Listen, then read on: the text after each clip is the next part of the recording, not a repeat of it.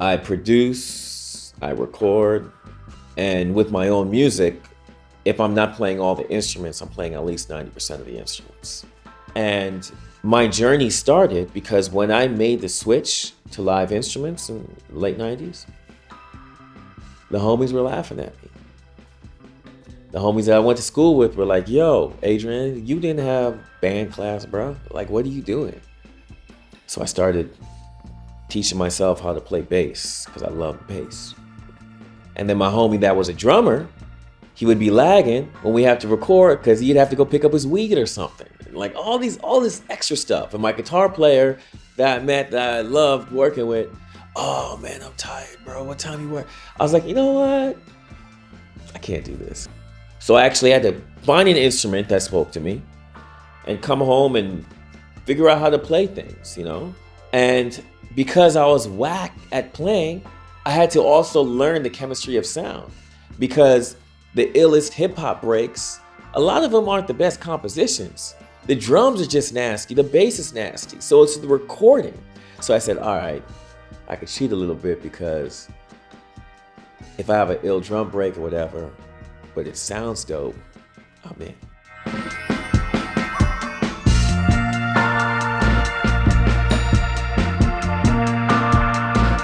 My whole goal was to create the music that I love from these hip hop icons, from DJ Premier to Tribe Called Quest to RZA. Like I wanted to make all these ill beats.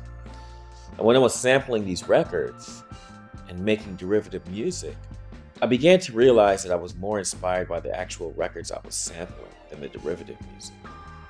So in '98, there's a music store that had a sale on a Fostex digital 8-track recorder, and I'm tripping. I'm like, oh my God, like I could get this. I trade in my Tascam 8-track Porter Studio. Come home and I get this nice, beautiful, brand new digital recorder. And I make a beat. And when I'm playing back, something is just wrong. And within a few days, I realized nothing's wrong. It's the actual recorder. And this is the 90s. So there weren't these big, crazy internet discussions about digital versus analog. It just wasn't a topic. It was just about making dope beats, you know? They were nice enough to give me back my 8-track analog recorder. And from that point on, I realized that the music that spoke to me the most is music that's not only recorded to tape, but music that is created with real instruments. When you walk into somebody's studio, you walk into their world, but moreover, you're really walking into their lab because the producer should be a chemist and they should understand all the ingredients that they have to use to make something special, a very special concoction, only something that they can create. And when you spend years working on your potions, working on your sound, there is no limit to what you could become, you know? So my journey starting in the 90s, learning how to be dope on whack equipment, and then learning what my foundations had to be, learning that for me, for what I do, my foundations had to be analog. The first piece of vintage gear I actually bought was in '97. I saw Portishead in Los Angeles and they blew my mind, changed my life. And they had this really cool piano. And I was like, yo, I love that sound. That's the sound I'm always looking for when I was sampling. And then I just started researching and I found out that that's a Fender Rhodes. One thing that Fender Rhodes taught me is that when you have the right gear, when you have the right instruments, your instruments tell you what to do. Your instruments actually speak to you. Because if I had a whack little keyboard and I'm trying to compose on it, like I gotta tell the keyboard what to do.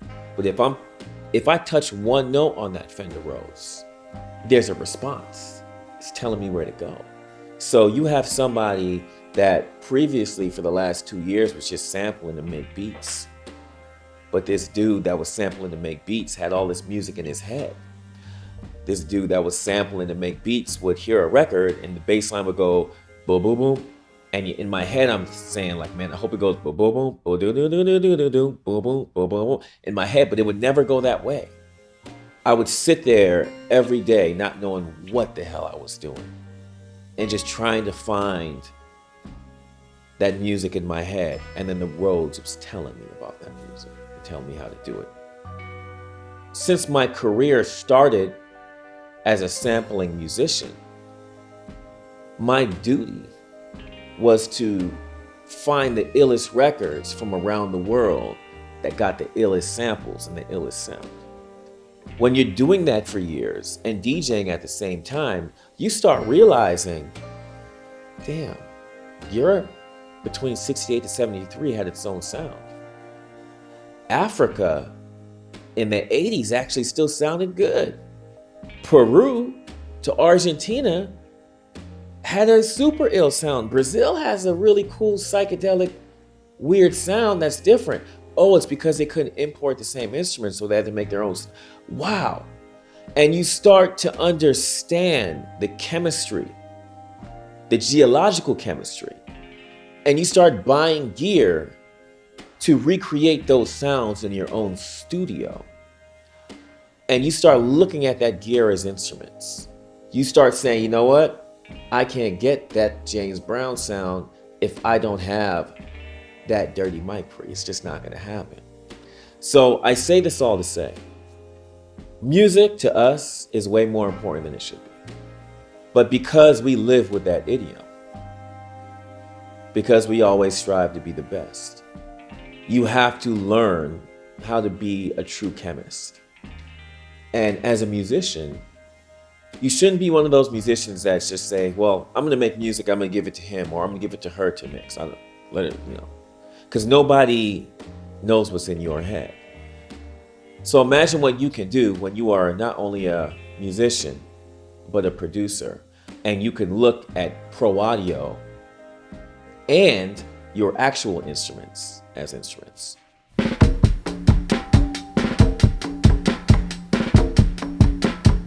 So here, this is my Linear Lab studio, and it's something that I've been building for over 20 years.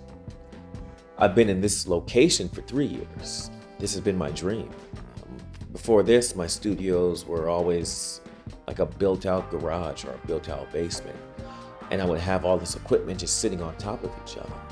But I realized that if I want to really make the kind of music I want to make, I need to have a studio where I can have a full orchestra come in. I need to now apply my chemistry to a space that actually sounds good. All my previous records are recorded in places that sound like straight garbage. I had to actually sit there and make it right, and it's interesting.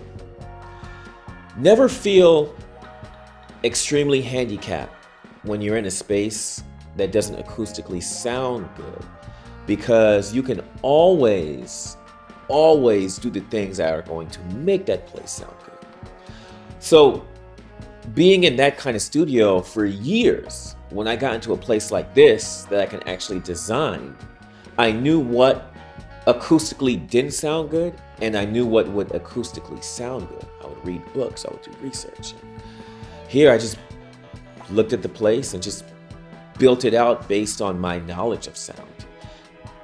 What I learned in recording in places that don't sound good is how to actually mic.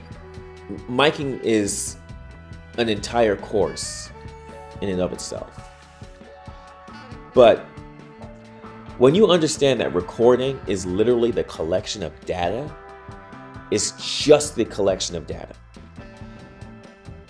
Understanding how a microphone could affect your collection of that data and put you in the position to record in a way where you don't even really got an EQ or anything after, you understand how important a microphone can be in a studio that's one of the best in the world, or a little whack bedroom. You know what I'm saying? It's understanding technique, and it teaches you how to be sharp with your chemistry when you're in your own lab, you know? So when you see others like myself that have been recording for years and can actually afford to be in a place like this, you can also create your own signatures in a garage or a basement if you understand chemistry and you own that chemistry.